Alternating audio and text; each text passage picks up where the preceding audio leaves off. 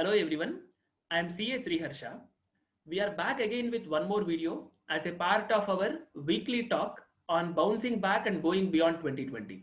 So we are introducing various benefits which are given by the government to the startups and MSMEs in the country as a part of this COVID-19 recovery. This week, we will be discussing about income tax benefits provided by the Government of India. The first income tax benefit is for filing the past returns. That is for the returns of financial year 2018-19.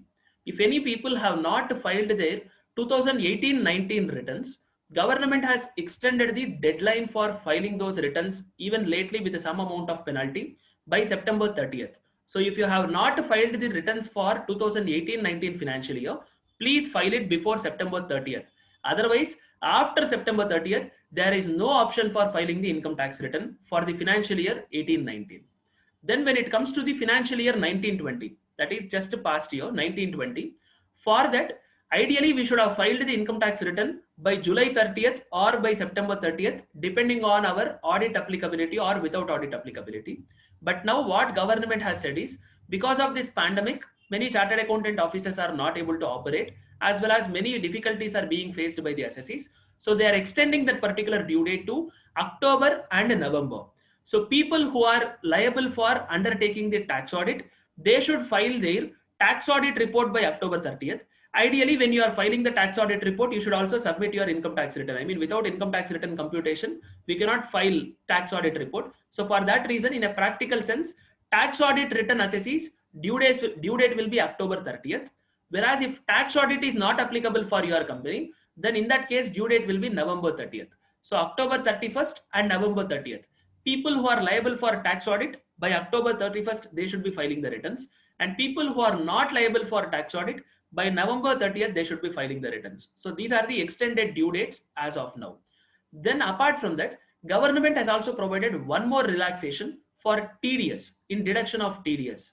So already many people started adopting it in their practical life, but people who are not aware of it, please start practicing it immediately. For this financial year alone, that is for the financial year 2020-2021, government reduced the TDS rates to 75%. So basically, earlier, if you are supposed to deduct a TDS of 10% on a particular payment, now if you deduct 7.5%, that is sufficient. This relaxation is provided only for non-salary TDS. But for salary TDS, this relaxation is not there. The normal tax rates itself will continue for the salary TDS purpose. So mainly three relaxations. The relaxation for 18-19 income tax return to be filed before September 30th.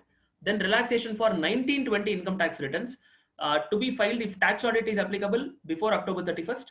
If tax audit is not applicable before November 30th. Then third relaxation, TDS rates. They reduced the TDS rates by 25% and brought it to 75%.